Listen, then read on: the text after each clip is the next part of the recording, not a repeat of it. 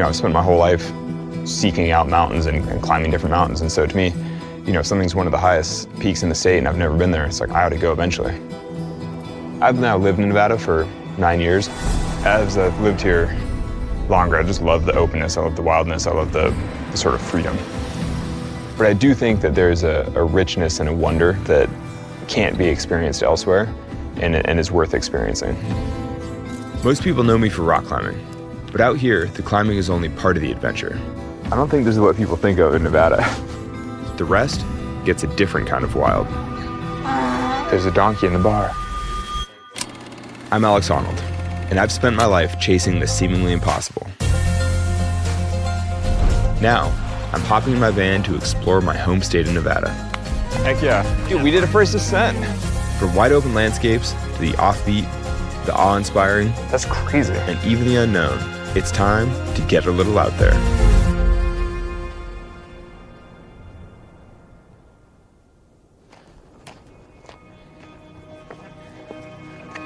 I'm glad that the wall does indeed get very first thing morning light like I thought.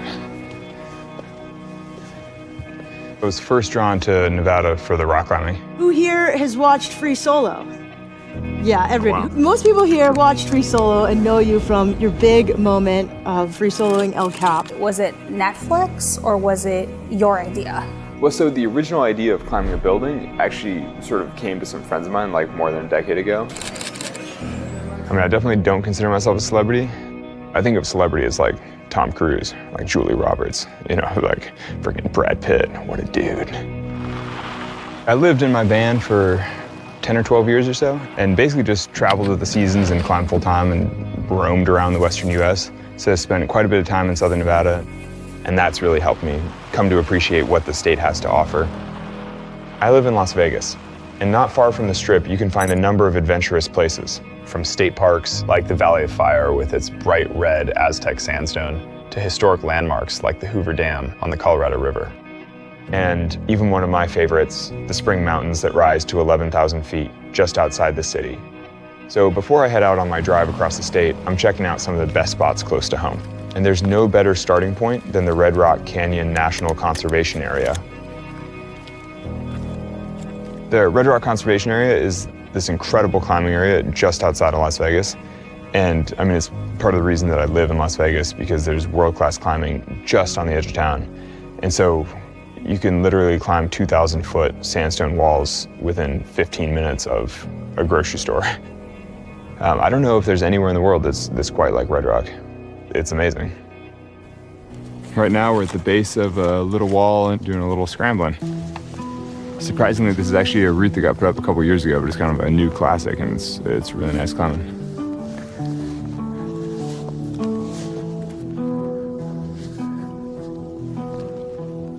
I mean, part of what I love about Red Rock is that you can get a legitimate nature experience. Like, you can be out there, you can really feel alone in the wilderness, and it is actually designated wilderness in big sections of it.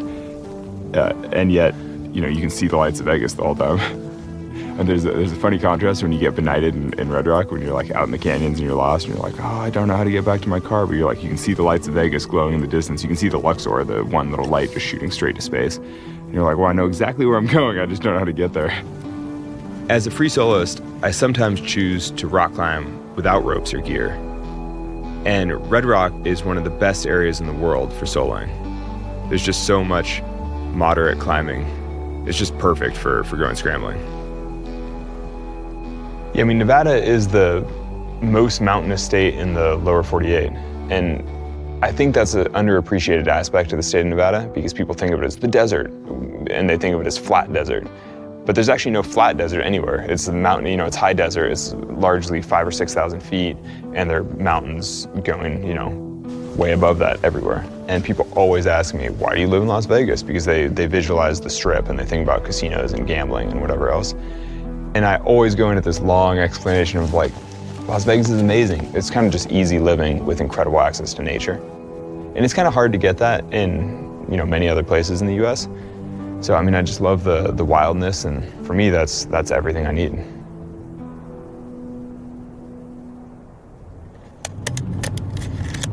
What are the stats for the hike? Between 4,800 to 5,000 feet. usually 5,000 feet. takes 7 to 9 hours. Wow. I'm gonna do it in 10. No, you're gonna do it in 4. I'm gonna try for 6. And we'll see what happens. We'll see what we do. Mount Charleston is this giant peak above Las Vegas. It goes to almost 12,000 feet. It's cool in the summer. It's covered in limestone cliffs, so there's tons of rock climbing all over the mountain and the mountains next to it. And then there's incredible trails. There's no people. There's good trail running. It's just an incredible thing right next to Las Vegas that nobody really knows about. And so for me, that's everything I need. Going on adventures outdoors with Sonny has always been a core part of our relationship, and we've spent so much time in nature going hiking. And I think we do a lot of our best chit-chatting while we hike and while we're climbing together, things like that. So I think it's a really nice way for us to sort of have a date day. We're in the fall colors. We found them. It's so pretty. The shadows are crazy. I mean, now we've been together 10 years now, and we've legitimately done a bunch of big life transitions where we get our first home together, have kids together, get married, all those kinds of big, inflection points in life. So I don't know, now we're getting middle-aged together. Yeah, we just started the hike at Mount Charleston. Basically just got out of the parking area and got to the first little scenic spot, so we've barely begun the 8-mile hike to the summit of Mount Charleston. We'll check in another 10 hours. In the dark. Next yeah, update, no one has a headlamp. And we haven't climbed this mountain together since 2020? Since before we had kids. Snap.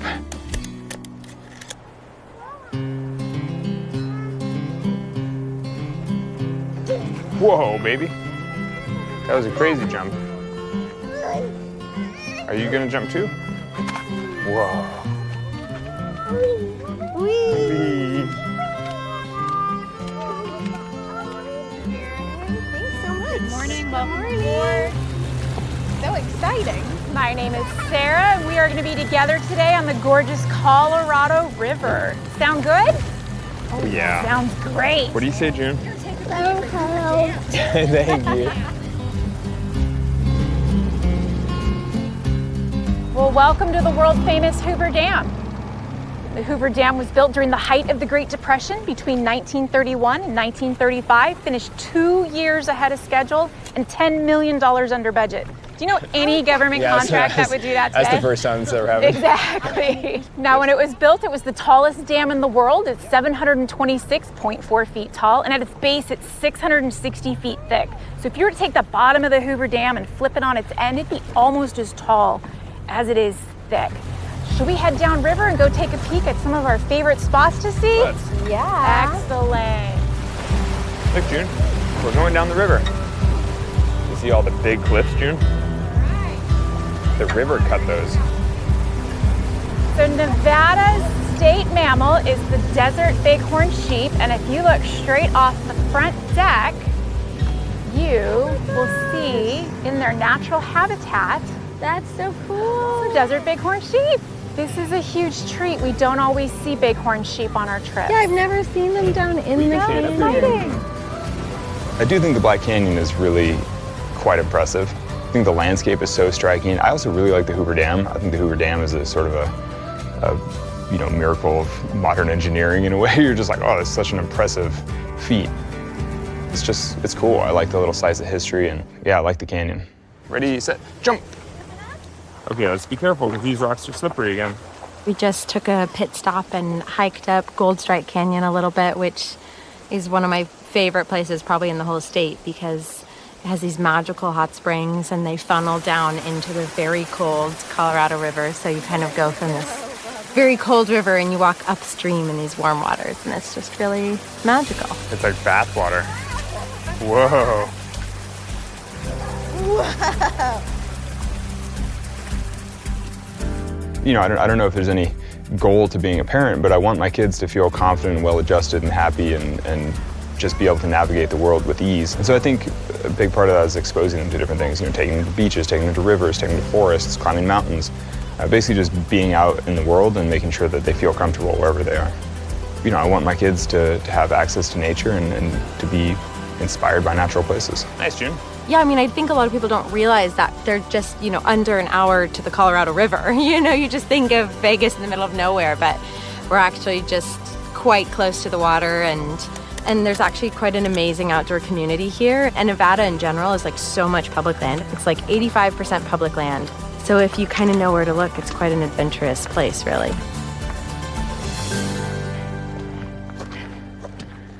Alex proposed to me in the basement of an Airbnb. And was it romantic? No.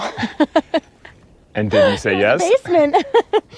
and then he didn't actually say anything. He just handed me the ring. And then I was like, you have to get down on one knee and you have to speak. And here we are, 2 babies and... 2 babies. If I've got you, I can climb the highest mountain, make something out of nothing. What should we get for dinner tonight? We might be down so late that all the restaurants are closed. What? I didn't realize at first that he compared almost any athletic achievement to like, well, who's the absolute best person doing that? So if you're like, oh, that person's like a really good swimmer. He's like, well, I mean, comparatively to an Olympian, that person sucks at swimming. She thought she was a really good swimmer. I am a really good swimmer. She's not a good swimmer. By any objective measure, she's not a good swimmer. Remember, you're a worse swimmer than I am, and I'm a horrible swimmer. I was pregnant, and you had flippers. Yeah, you calibrate off your friends. I calibrate off the limits of human potential. Yeah, which is a really different calculator. Basically, any compliment from Alex is like the best thing in the world. You're hiking so quickly, you're still on cloud 9, you can't feel your body. Did anyone just hear that compliment? What did you say? I'm hiking what? I don't know if I say anything. I mean, I say anything. I think you used the word quickly. No, we should probably carry on before you get tired. Before my ego blows up.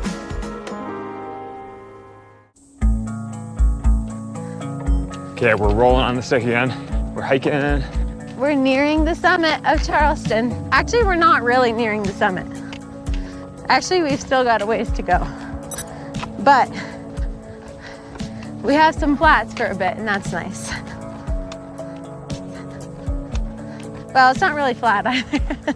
Yeah, your The more I narration talk, is... the less optimistic I become.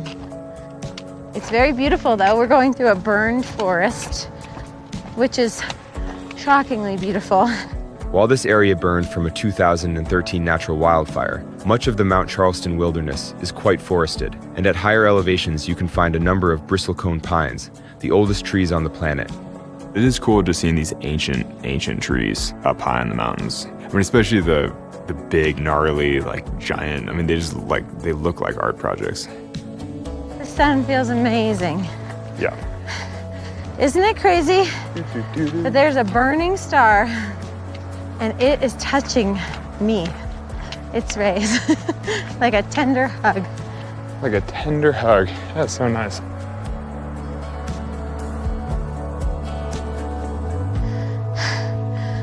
I'm getting really tired. Really tired or like a little tired? I'm actually super dizzy. Oh, well. You just gotta hit the top of speed. This is about to become one of those rescue shows. That's so good, I can carry you down. You're so close. Look at the mighty mountain over there. It looks so far, honestly. It does kind of, but you can see people on top. What do you need? Snack?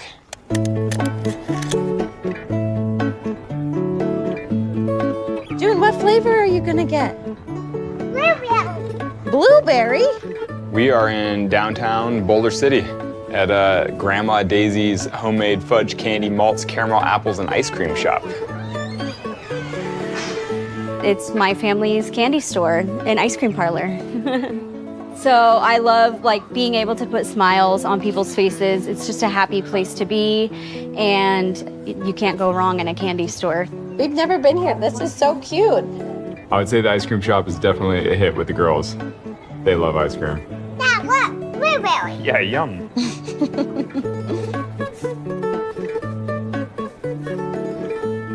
I'll tell you, Boulder City is, in my opinion, I might be biased, the coolest little town in all of Nevada. Great little downtown, but Boulder City is the town that built the Hoover Dam. Okay, so it was the workers that lived in Boulder City originally. That is where they commuted to work. Now we have this great little town. It's got a slow growth ordinance. I didn't know how cute Boulder City was until we came here, and I'm like, this is so precious. I would definitely come back.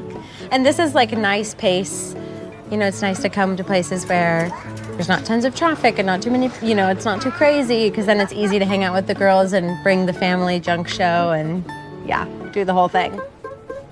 And then go shake, shake, shake, shake, shake, shake, shake, shake. No?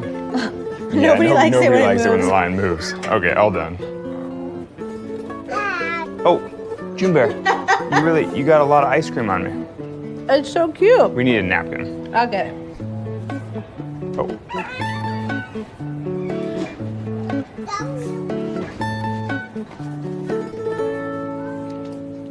Kind of started melting quite a lot. I mean, I think most people who drive across Nevada think that it's just barren nothingness the whole way. But when you get off the main highways and you kind of explore a little bit, there are tons of little towns and communities and people that can't be experienced elsewhere and is worth experiencing. Yeah, I think I'm a pretty curious person by nature. And I've always read a fair amount. I'm always kind of curious about the world. So yeah, I mean, I think it's fair to say I'm a curious person. Hello. How are you? Good. I'm Alex. I'm gonna check out the aliens. I mean, the thing is, if you live in Nevada, you hear people talk about aliens all the time. You hear about Area 51, you hear about, you know, experiments, you hear about secret military bases, all that kind of stuff. And so you're always hearing these random alien stories. The Alien Museum was actually kind of cool. I'm kind of into it. We're gonna go this way. Well, that's getting kind of scary. We'll get there. Okay. Head this way, and we basically go through the different breeds of known Alien mythology. aliens. Yeah. And, Okay. this is a representation of the Kingman crash site, and And this is Kingman just down the road. yeah, this is Kingman, about an hour away. Tom is the proprietor of the Outpost 51 Alien Museum, and yeah, he made all these. It's like a straight Hollywood set. It's nice that people recognize me for the things that I've done, which are, for the most part, things that I'm very proud of. My cousin is a professional ice climber and Oh, yeah, rock who? climber. He's in that documentary, Free Solo. Wait, he is? No. Yeah, he rides a skateboard off a cliff. Oh, that's the guy skateboarding. Yeah. Do you know Free Solo? I've seen it, yeah. Yeah, but that's my thing. Oh, cool. I'm that dude, yeah. You're that dude? Yeah. How many of these sorts of things do you think are real things? I don't know. Out of curiosity. So, do I think things crashed in Kingman? 100%. Do I know that they were from another planet? Not really. But I really enjoy the idea of what if. What would it take to make you believe in aliens? Well, obviously, if I saw an alien, you know, if I had that encounter, then I'd believe. Yeah. You know. But so I had an experience in Patagonia once where we did a 54-hour push. We retreated in a storm off the wrong side of a mountain range, and then we hiked for 20 hours without food. And I just kept having sort of auditory hallucinations where you're sure you're hearing people. And so a lot of these types of experiences, you're like, oh, I don't doubt that they had an experience, whether or not it was actually real. That's what I always say, it's their truth. Yeah. Why do you think Nevada has such a big alien culture? I don't know. Yeah. There's a huge military presence. I mean, there's Area 51, and there are a lot of weird military planes. I mean, you see like military jets so flying true. all the time. And like up until, I mean, they used to claim Area 51 didn't exist, and now it's on Google Maps. Like, so there was definitely top secret stuff. There's been sightings here in Black Canyon, which is about 10 minutes away. There's a lot of local alien lore, and I think it has something to do with the landscape out here, the temperatures, the something. I think Nevada lends itself to alien encounters and sort of paranormal experiences, partially because of the desert landscape and just the clear skies. You can just see the sky really well. You know, there's such a long spiritual tradition of people exploring in the desert and sort of finding themselves having these, you know, experiences. And so I think that humans are more often cracked open by the desert. You know, you're more likely to have a powerful personal experience when you're out in vast openness.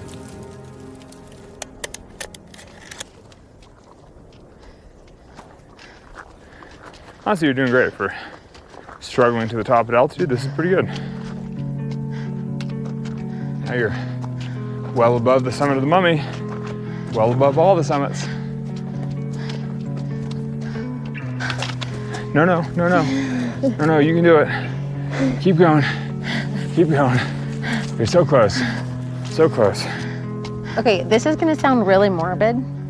But I love this. But where are we going? Because Alex's profession is so atypical and maybe seemingly high risk, I've sometimes I catch myself writing his obituary in my head, which sounds really morbid. Okay, go on. But I feel this intense desire to encapsulate this human that I got to spend so much time with and like to present you accurately. Good luck with that.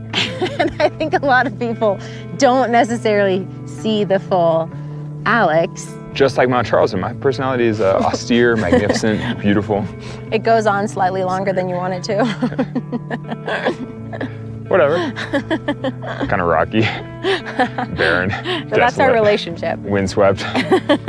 What's my personality like? Your personality is just sheer joy wrapped in a wet blanket of fatigue. It's an interesting experience. I think being friends with you, being a partner with you, being an acquaintance of yours, because yes, like you actually do really expect everyone to operate at their highest potential.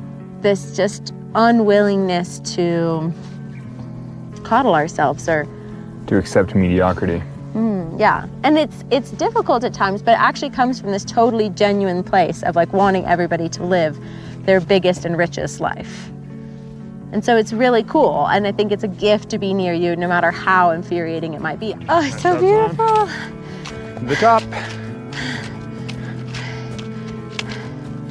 You made it to the top. High five. Yeah, Okay. You did it. Thank you. Oh, you survived. Hi, buddy. You can see the strip. Oh, it's so pretty. See the beautiful aspens we walked through. You can see all the things. I mean, Sonia and I have traveled all over the world, climbed all over, adventured. We lived in a van together. But for us, Nevada still feels like the closest thing to home. Woo-hoo, we made it. Oh, we made it up to the top of Mount Charleston.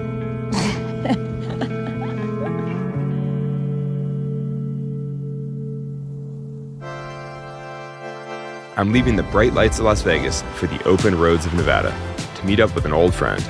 1, 2, 3, shoot. What is that? What is that? That's is that paper. Who does vertical paper? Wild granites, as it turns out, are so cool. And of course, it wouldn't be a proper adventure if we didn't get a little out there.